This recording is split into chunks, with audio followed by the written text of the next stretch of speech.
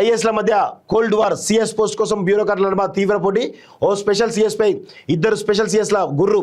Global సమ్మిట్లో ఒక్కరికే priority ఇచ్చారని అసహనం. నాడు నేడు ఆయనకి ఎందుకు పెద్దపీట వేస్తున్నారని రుసరుసలు అంటూ చూస్తూ ఉన్నాం. సో నాకు డౌటే. సో చూద్దాం ఒకసారి దాని గురించి ఒకసారి డీటెయిల్గా మాట్లాడదాం. ఐఏఎస్ల మధ్య కోల్డ్ వార్ నడుస్తూ ఉంది. అధికారులు సీఎం మధ్య కోల్డ్ వార్ నడుస్తూ ఉంది. సో మంత్రులు ముఖ్యమంత్రి మధ్య కోల్డ్ వార్ నడుస్తూ ఉంది. ఎమ్మెల్యేల మంత్రుల మధ్య కోల్డ్ వార్ నడుస్తూ ఉంది. అసలు రాష్ట్రంలో ఏదొక్కటన్నా సరిగ్గా పనిచేస్తుందా? కుక్కలు చింపిన విస్తరైతా ఉంది. సో చూడండి, చూడండి ఐఏఎస్ల మధ్య కోల్డ్ వార్ అట. ఏది? చీఫ్ సెక్రటరీ పోస్ట్ కోసం అట. చూడండి, గ్లోబల్ సమ్మిట్ పెట్టిన కొత్త చిచ్చు. ఓ స్పెషల్ సిఎస్ పై ఇద్దరు స్పెషల్ సిఎస్ల గుర్రు. ఒక్కరికే ప్రియారిటీ ఇచ్చారని అక్కసు. నాడు నేడు ఆయనకి ఎందుకు పెద్దపీట వేస్తున్నారని రుసరుసలు. తన శాఖ పరిధిలోని ప్రోగ్రామ్స్ పై ఛాన్స్ ఇవ్వలేదని ఓ సిఎస్ మండిపాటు.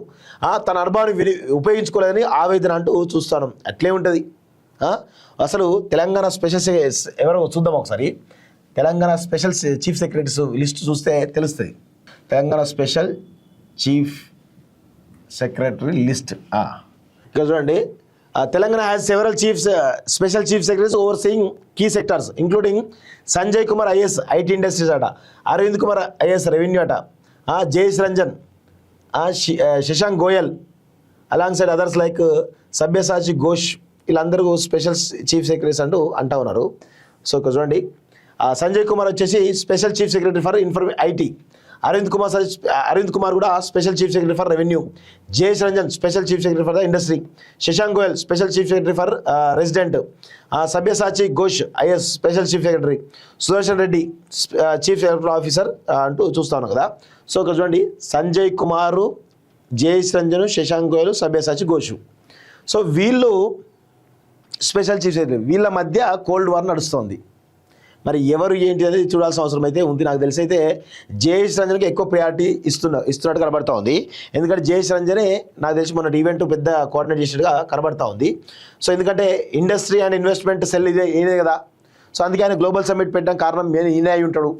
ఎందుకంటే రేపు చీఫ్ సెక్రటరీ కావాలంటే ఒక పెద్ద ఈవెంట్ చూపిస్తే ఇదే ఉంటుంది.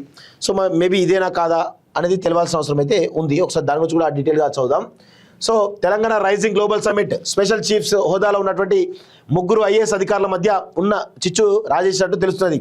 2 రోజుల పాటు జరిగిన ఈవెంట్లో కేవలం ఒకే అధికారికి ప్రియారిటీ ఇవ్వడంపై మరో ఇద్దరు ఐఏఎస్లు జీర్ణించుకోవడం లేదని ప్రచారం జరుగుతున్నది. గ్రౌండ్ వర్క్ టైంలో మా సపోర్ట్ కావాలి కానీ అసలు ప్రోగ్రామ్ మొత్తం ఆయన చేతిలో పెట్టడం ఏంటి, ఆయనకి ఎందుకు అంత ప్రియారిటీ అంటూ సదరు బ్యూరోక్రాట్స్ ఆవేదన చెందినట్టు తెలిసింది.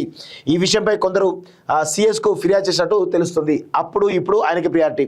బీఆర్ఎస్ టైంలో కీలక పదవులు అనుభవించినటువంటి ఓఎస్ ఆఫీసర్ సీఎం రేవంత్ సర్కార్లో కీలక బాధ్యతలు వేస్తున్నారు. ఎవరైనా జయేష్ రంజన్కి మళ్ళీ ముసుగెందుకు మళ్ళీ తీస్తే అయిపోతాయి కదా.